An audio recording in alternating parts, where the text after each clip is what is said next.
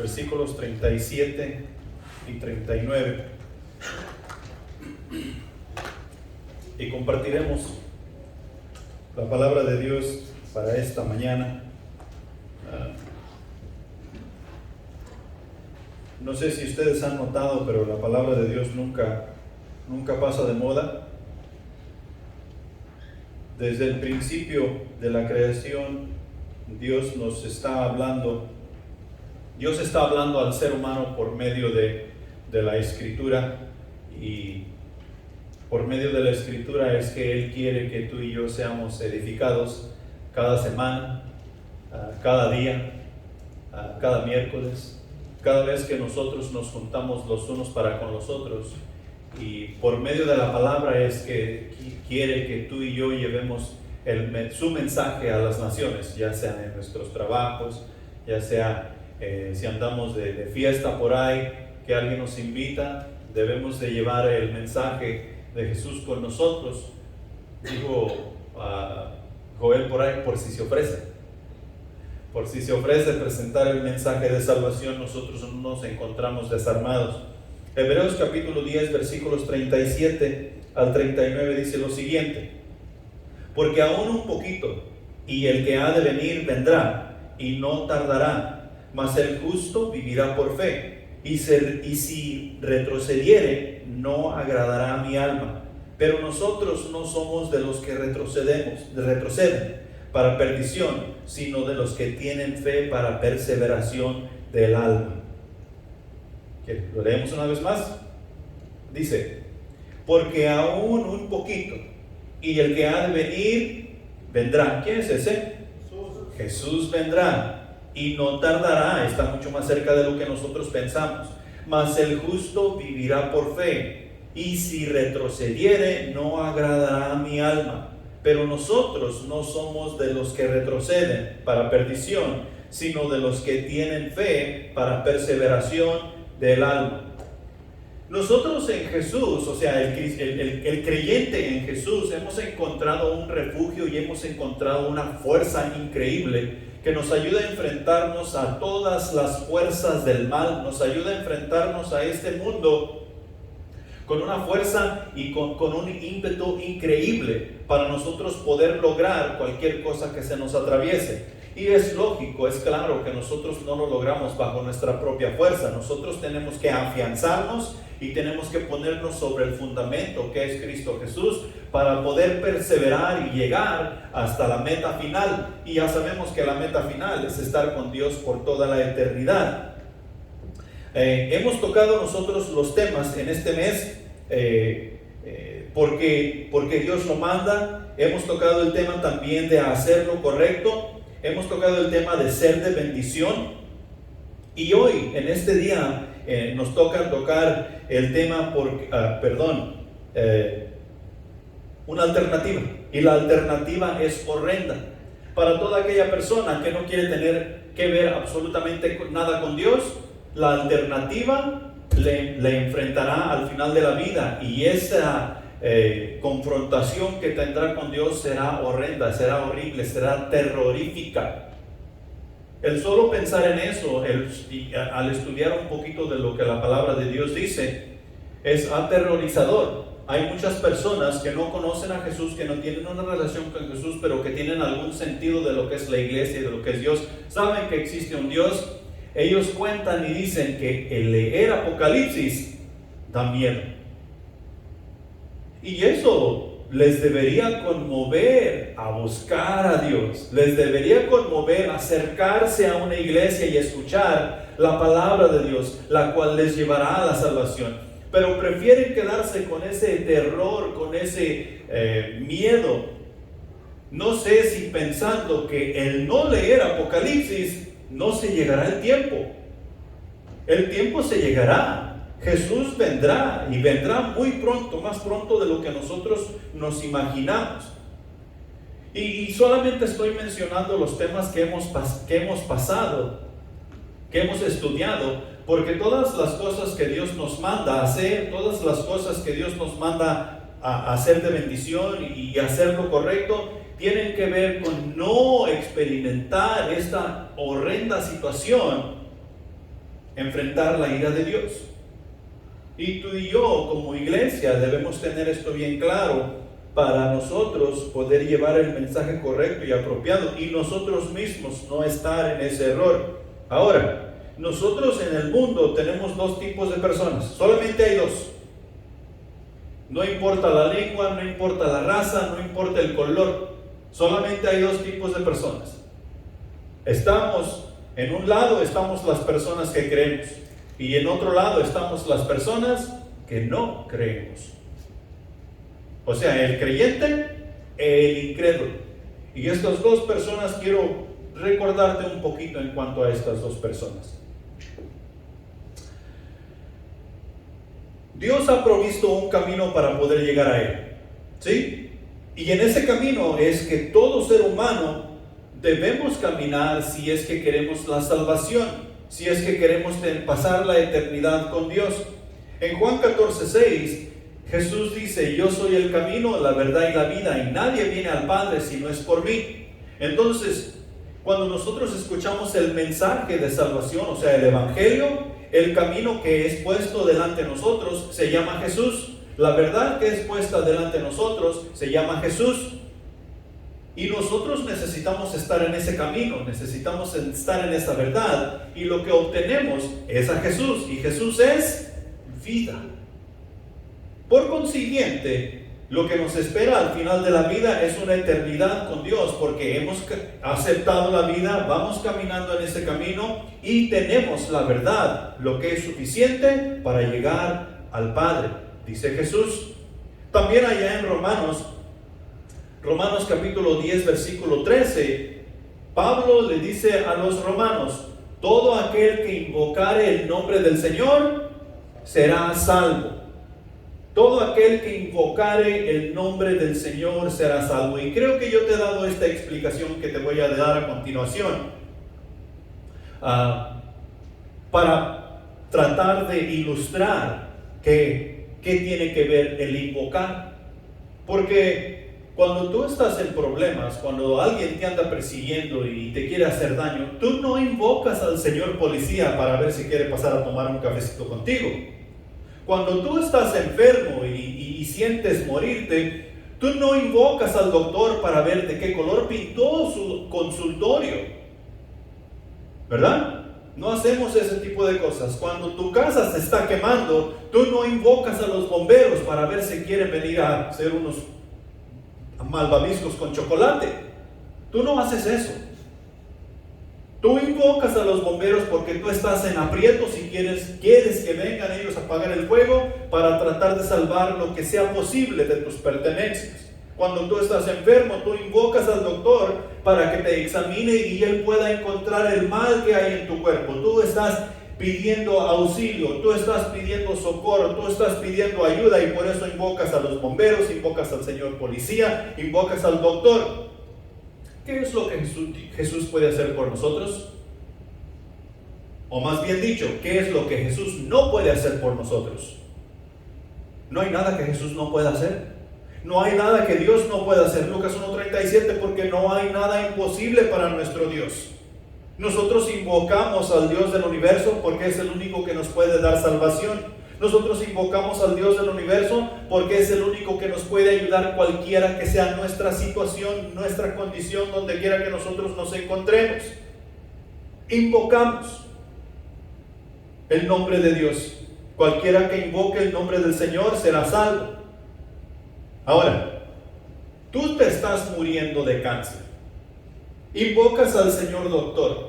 El señor doctor te dice que tú necesitas tomarte ciertos medicamentos y atender las terapias de la quimioterapia, y necesitas seguir. Señor, esto va a ser cada lunes a las 10 de la mañana, y sus medicinas necesita tomárselas cada 4 horas. ¿Qué vas a hacer? ¿Te vas a tomar tus medicamentos cada 4 horas y todos los lunes a las 10 de la mañana ahí estarás para tu quimioterapia? ¿Por qué? ¿Por qué sigues las instrucciones? ¿Sí me entienden? Tú invocaste al señor doctor y el señor doctor te está dando una instrucción para que tú puedas salvar tu vida de ese cáncer. Y tú vas a seguir las instrucciones al pie de la letra. porque entiendes que eso te va a hacer bien. Tú invocas al Señor tu Dios, a Jehová Dios de los ejércitos, y Él vino a salvarte, y Él te da instrucción en esa salvación. Te dice que tú vas a ir a las naciones y vas a evangelizar. Él te dice que tú debes de congregarte, porque no es bueno que el hombre esté solo y necesitas congregarte, necesitas ser parte del cuerpo de Cristo. Jehová Dios te dice que tú necesitas crecer espiritualmente para así poder servirle y adorarle de una mejor manera. Jehová Dios de los ejércitos te dice que tú necesitas buscar tu lugar en la estructura de la iglesia para así poder funcionar todos como uno. Y así sucesivamente podemos continuar por un largo tiempo. ¿Por qué no seguimos esa instrucción? ¿Acaso no tiene que ver con nuestra salvación? Nosotros invocamos y Jesús nos dice que Él es el camino, la verdad y la vida. Y cuando tú y yo nos cuidamos de llevar a práctica estas cosas, es que nosotros podemos decir que creemos. Es la razón por la cual se puede decir que estos son creyentes. Y nosotros podemos ver a la historia y ver nuestros antepasados y podemos leer sus biografías y llegar a la conclusión: esta persona aquí fue creyente y esta persona acá no fue creyente. No los conocemos en persona, jamás los hemos visto, pero estamos leyendo sus vidas. Y de la misma manera que nosotros podemos ver las biografías de esas personas, es que el mundo mira nuestras vidas y determina si nosotros somos creyentes o no. Determina si vale la pena seguir al centro de vida para la salvación en Cristo Jesús. Amén. Este asunto es un asunto de fe, como decía Joel, y la fe en Dios conduce a la vida. Cuando nosotros llegamos a la fe que nos lleva, que viene del Evangelio, nos inunda en el Evangelio. La fe, cuando nosotros hacemos caso y somos obedientes, esa fe nos lleva y nos inunda en el Evangelio. ¿Para qué? Para que tú y yo podamos aprender lo que es bueno y lo que es saludable para nuestras almas. Romanos 1:17. ¿Qué dice Romanos 1:17, Jamie? Porque en el Evangelio la justicia de Dios se revela por fe y para fe, como está escrito: mas el justo por la fe vivirá. Si nosotros no nos inundamos en el Evangelio, no vamos a poder obrar sobre la fe. Cuando nosotros llegamos a esa fe y permitimos que nos inunda en el Evangelio, ya no vivo yo, sino vive Cristo en mí, que nos dice Gálatas 2:20. Porque con Cristo estoy juntamente crucificado y ya no vivo yo, mas vive Cristo en mí. Y lo que ahora vivo en la fe, lo que ahora vivo, lo vivo en la fe del Hijo del Hombre, quien se entregó por mí. Entonces, yo ahí estoy crucificando todos mis deseos, todos mis quereres, todos mis anhelos. Y estoy viviendo los deseos, los anhelos y todas las cosas que Cristo quiere que yo viva. Es una de las cosas de las cuales hablamos el viernes. Permite que Cristo viva en ti para que tú puedas vivir la fe de Cristo y así poder impactar al mundo.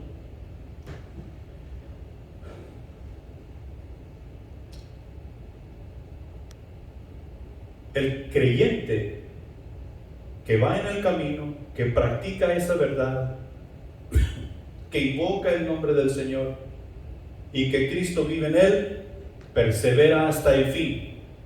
Ahí nos dice el versículo 39 de nuestro pasaje: nosotros no somos de los que retroceden. Amén. Nosotros no somos de los que retroceden. Claro está, y vamos a aclarar una cosa aquí, porque no quiero que el día de mañana nosotros nos encontremos por ahí con nuestros amigotes y luego nos busquen pleito y el pastor dijo que nosotros no somos de los que retroceden y saquemos machete, saquemos pistola porque no vamos a retroceder. No está hablando de eso. Está hablando de que cuando las cosas en el camino del Señor se ponen difíciles, porque Satanás nos hace la vida de cuadritos, nosotros no somos de los que retroceden. Cuando se trata de una guerra física, de un pleito físico, el cual yo puedo evitar, ahí es tiempo de correr. Ahí es tiempo de correr. Pero cuando se trata de la batalla espiritual, la cual Dios dice que yo ya gané y Él me lleva en victoria, por más difícil que yo la mire ante mí, yo no soy de los que retroceden, porque el Espíritu de Dios está conmigo, y quien pelea por mí es mi Señor. Amén.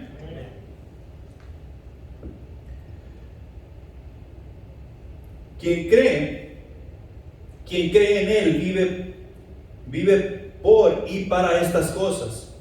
Vive por la fe, vive por la justicia, vive por el amor, la santidad, el predicar la palabra, en general, hacer la voluntad de Dios. Quien cree en Él vive por y para todas estas cosas. El resultado final de quien cree en Jesucristo como su único y suficiente Salvador nos lo dice 2 de Corintios capítulo 5 versículo 10.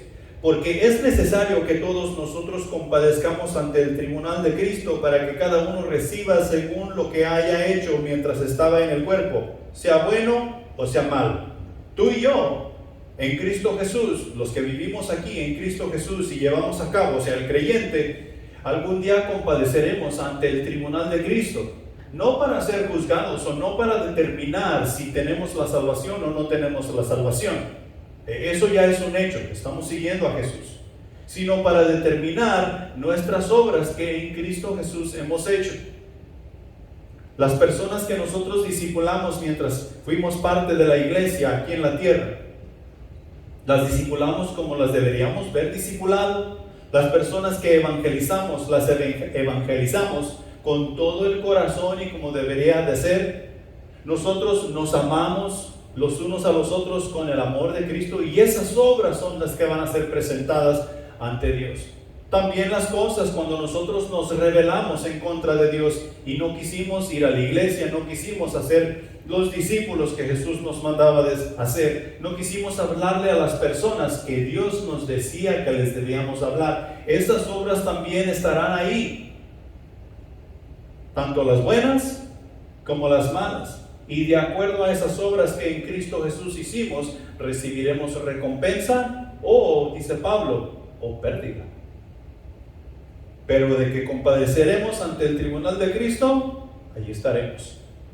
Ahora, el que no cree, el incrédulo, la persona que no cree rechaza la rectitud del Señor, vive en su propia justicia, dice tener amor y sabe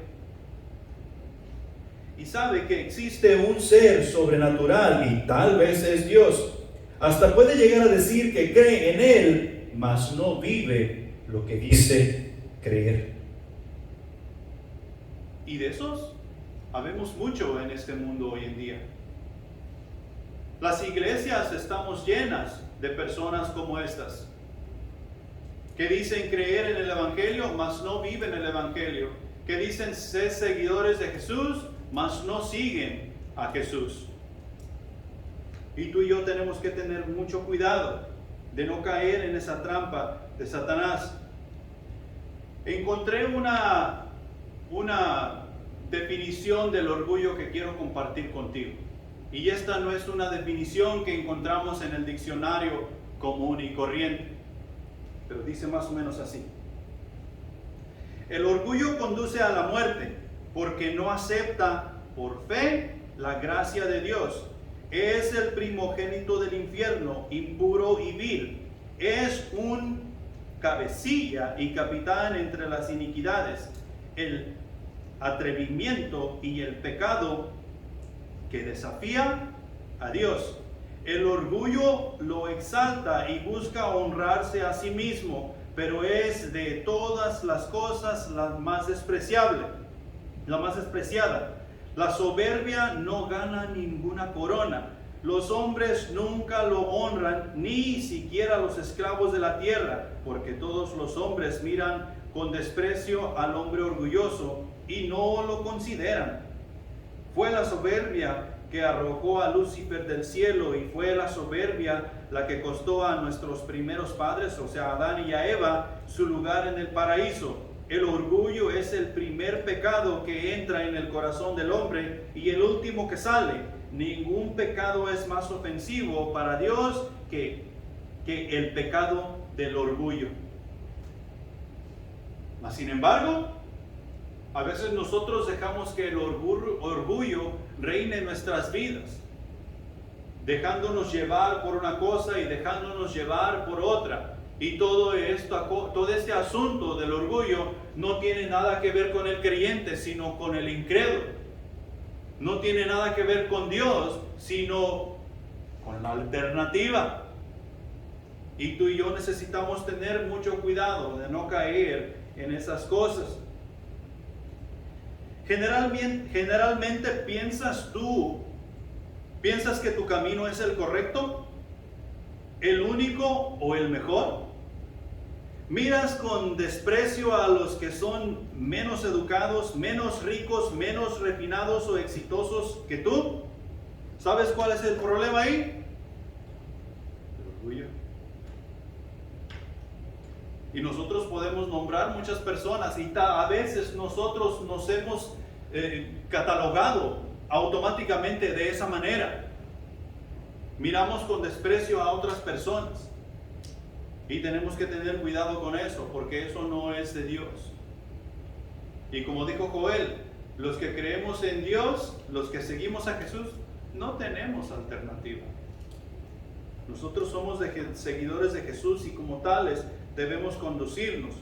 La incredulidad produce en la persona un estilo de vida que no agrada a Dios. Mira los versículos 26 al 30 del capítulo 10 de Hebreos. Dice lo siguiente: porque si pecaremos voluntariamente después de haber recibido el conocimiento de la verdad, ya no queda más sacrificio por el pecado, sino una horrenda expectación de juicio y de hervor de fuego que ha de devorar a los adversarios. El que viola la ley de Moisés por el testimonio de 2 o 3 testigos muere irreprensiblemente. ¿Cuánto mayor castigo pensáis que merecerá el que pisoteare al Hijo de Dios y tuviere por inmunda la sangre del pacto en la cual fue santificado e hiciere afrenta al Espíritu de gracia? ¿Qué es lo que merece el que viola la ley de Moisés? La muerte. O sea que no hay vuelta de hoja. Hemos violado la ley de Moisés, merecemos la muerte. ¿Cuánto más no merecerá el que rechaza a Jesucristo? O más bien, el que ha conocido a Jesús, sabe que existe un Dios, ha hecho una profesión de fe y de repente ese Jesús es mentira. Está pisoteando la sangre de quien le santificó. Y eso es lo que está hablando. La alternativa que nosotros pensamos tener en un tiempo u otro es horrenda. Y no conviene en lo menos. No conviene en lo más absoluto. ¿Cuál es el resultado final en todo esto? Si conocemos a alguien o si nosotros miramos que estamos en esta situación, en realidad no creemos en Cristo Jesús. En realidad no le vamos siguiendo. Y eso no quiere decir que un tiempo creímos y ahora ya no creyeron. La realidad de las cosas es que nunca creyeron. El resultado final lo encontramos allá en Apocalipsis capítulo 20, versículos del 11 al 15. Y dice: y vi un gran trono blanco y al que estaba sentado en él, delante del cual huyeron la tierra y el cielo, y ningún lugar se encontró para ellos. Y vi a los muertos grandes y pequeños de pie ante Dios, y los libros fueron abiertos, y otro libro fue abierto, el cual es el libro de la vida. Y fueron juzgados los muertos por las cosas que estaban escritas en los libros, según sus obras. Y el mar entregó los muertos que había en él, y la muerte y el Hades entregaron los muertos que había en ellos, y fueron juzgados cada uno según sus obras. Y la muerte y el Hades fueron lanzados al lago de fuego. Esta es la muerte segunda. Y el que no se halló inscrito en el libro de la vida fue lanzado al lago de fuego. Se abrieron ciertos libros para todas estas personas que están paradas ante el gran trono blanco. Y el que está sentado en el trono, ya sabemos quién es Jesús.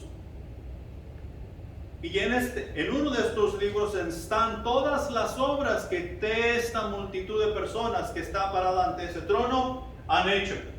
Y estas personas van a ser juzgadas por esas obras. Y ahí no dice sean buenas o sean malas. Van a ser juzgados de acuerdo a esas obras. Habemos personas sobre la faz de la tierra que hemos matado, hemos violado y hemos robado. Y no todas estas obras tienen el mismo castigo.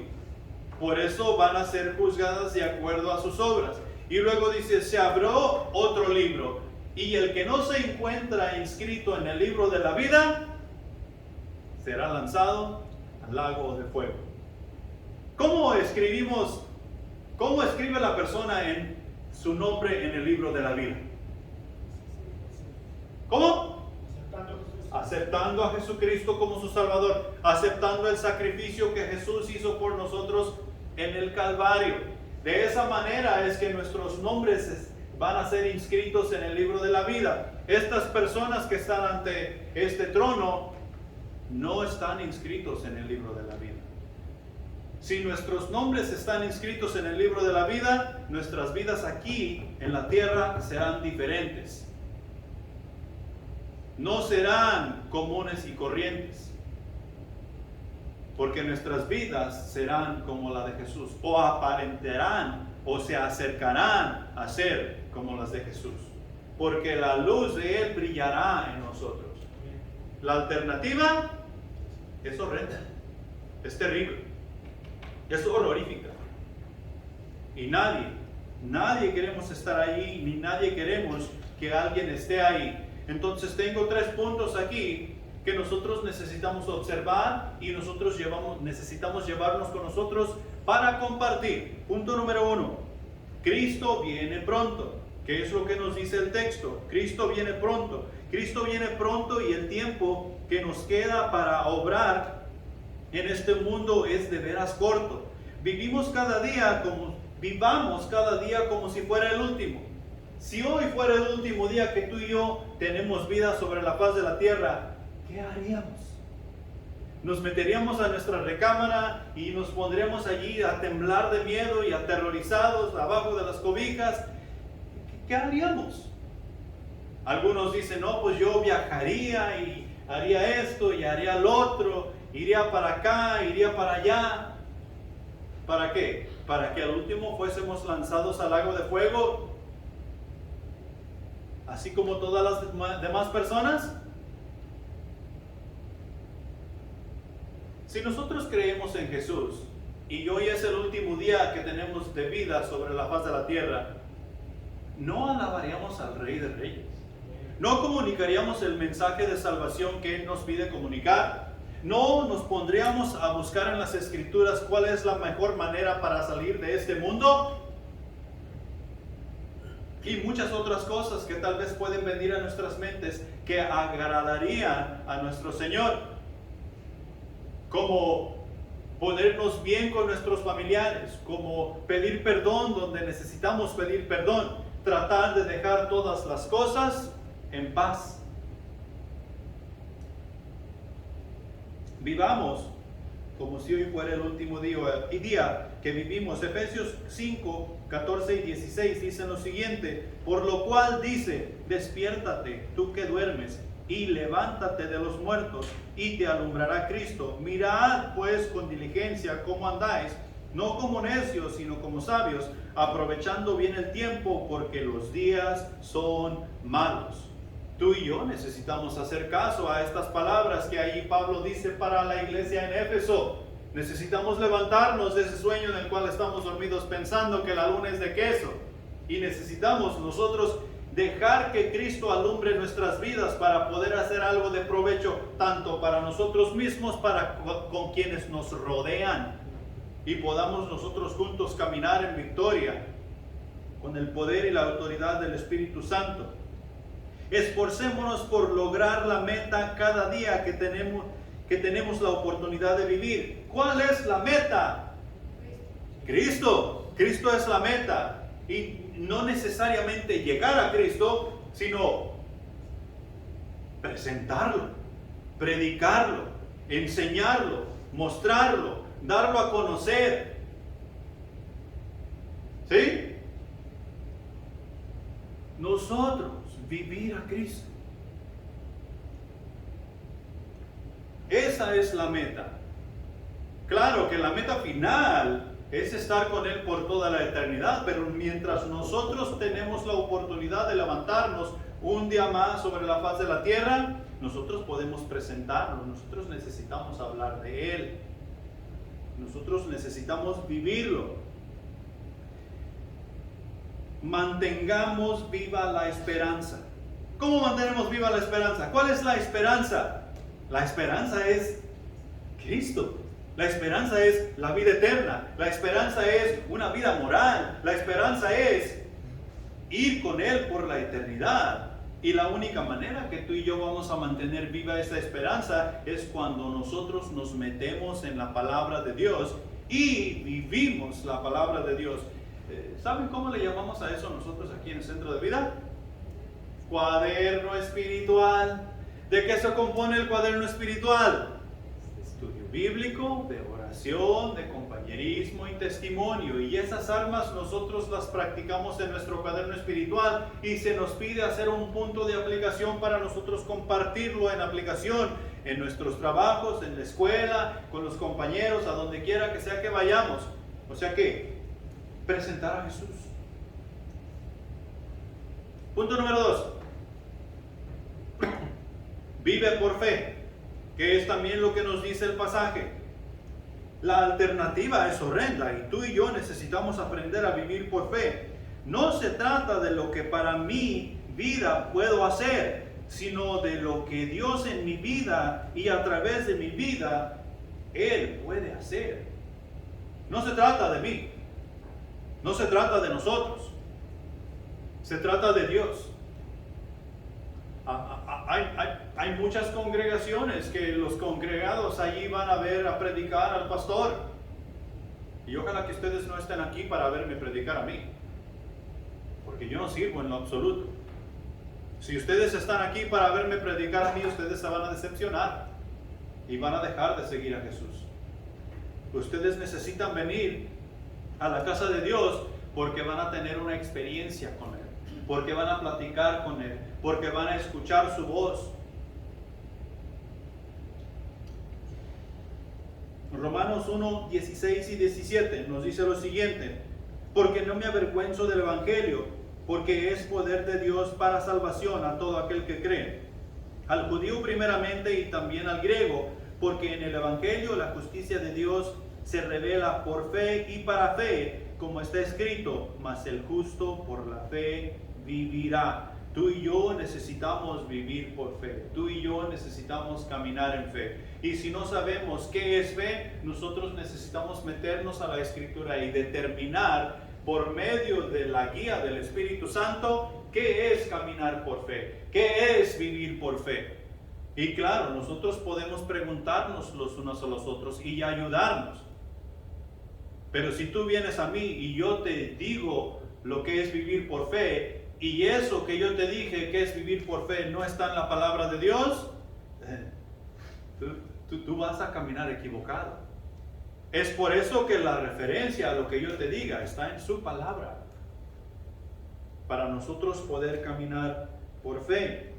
La mirada del creyente ha de estar en las cosas de arriba. La mirada de nosotros como creyentes tiene que estar en las cosas de arriba, no en las de la tierra. Y para esto nos dice Colosenses capítulo 3 del 1 al 3: si pues habéis resucitado con Cristo, buscad las cosas de arriba, donde está Cristo sentado a la diestra de Dios. Poned la mira en las cosas de arriba, no en las de la tierra, porque habéis muerto y vuestra vida está escondida con Cristo en Dios. ¿Dónde está vuestra vida? Con Cristo en Dios. Por consiguiente, las cosas de este mundo no deben de deslumbrarnos. No podemos permitir que nos detengan mientras tú y yo queremos caminar con Cristo.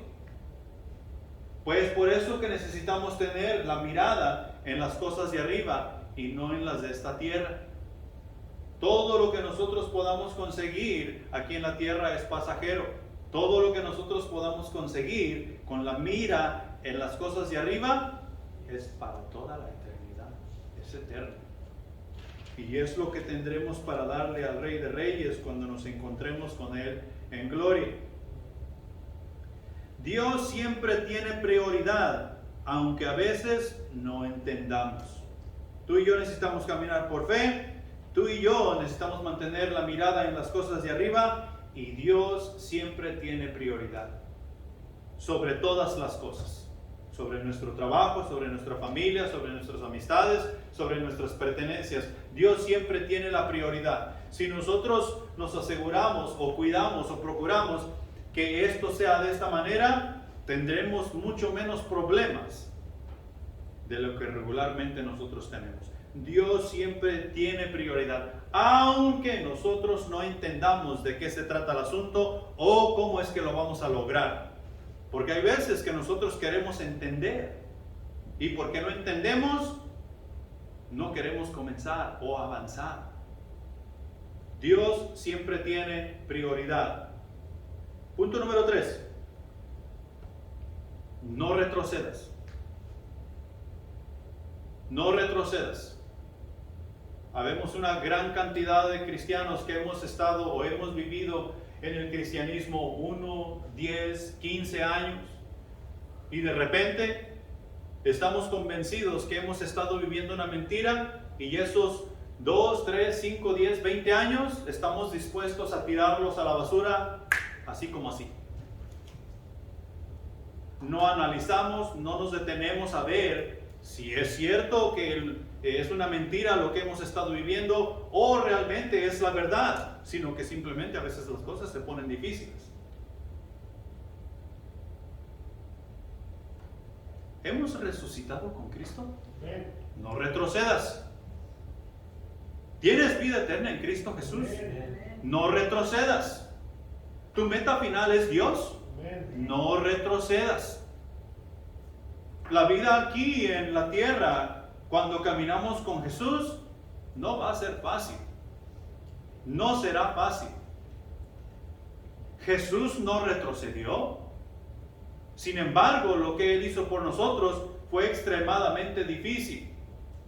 Los apóstoles no retrocedieron y se enfrentaron a grandes retos en sus vidas mientras ellos llevaban el ministerio de Jesús. No retrocedieron. Grandes hombres de la fe que nosotros leemos por un lado y por otro, no retrocedieron. No retrocedas. Mira el proceso que has logrado. Mira el camino por el cual el Espíritu te pide andar, y vas a ver que es bueno. No damos un paso atrás ni para tomar impulso. Lucas 9:62 dice lo siguiente: Jesús les dijo: ninguno que poniendo su mano en el arado y mira hacia atrás es apto para el reino de los cielos. Y esto simplemente quiere decir que si nosotros estamos caminando con Jesús y estamos regresando a ver nuestra vida, nuestra antigua vida, nuestra vieja vida, la vida en el viejo hombre, y a veces nos ponemos a contemplar, ¡ay, qué bonitos tiempos! ¿Bonitos? Esos tiempos están en la basura. Esos tiempos pertenecen a la antigua vida de pecado. Y decimos, qué bonitos tiempos, estamos viendo hacia atrás. ¿Y qué dice Jesús? Ninguno que poniendo su mano en el arado y mira hacia atrás es apto para el reino de los cielos. Todo lo que nosotros tenemos en Cristo Jesús está enfrente de nosotros, no atrás. Nosotros no retrocedemos, no retrocedas. Solo los cobardes retroceden. Y eso sí cala, ¿va? Solo los cobardes retroceden. Los hijos de Dios no somos cobardes. Tal vez nos miramos desnutridos o estamos malnutridos. Tal vez no infligimos ningún terror ni causamos ninguna confianza, pero no retrocedemos. No retrocedemos porque quien nos lleva es el Espíritu Santo y no somos cobardes. Apocalipsis 21, versículo 8 dice: pero los cobardes e incrédulos, los abominables y homicidas, los fornicarios y hechiceros, los idólatras y todos los mentirosos tendrán su parte en el lago que arde con fuego y azufre, que es la muerte segunda. ¿Quiénes estarán ahí? Los cobardes. Los que han dicho: sí, Señor, yo te voy a seguir. Y 2, 3 años después, 5, 20 años después, resulta que no.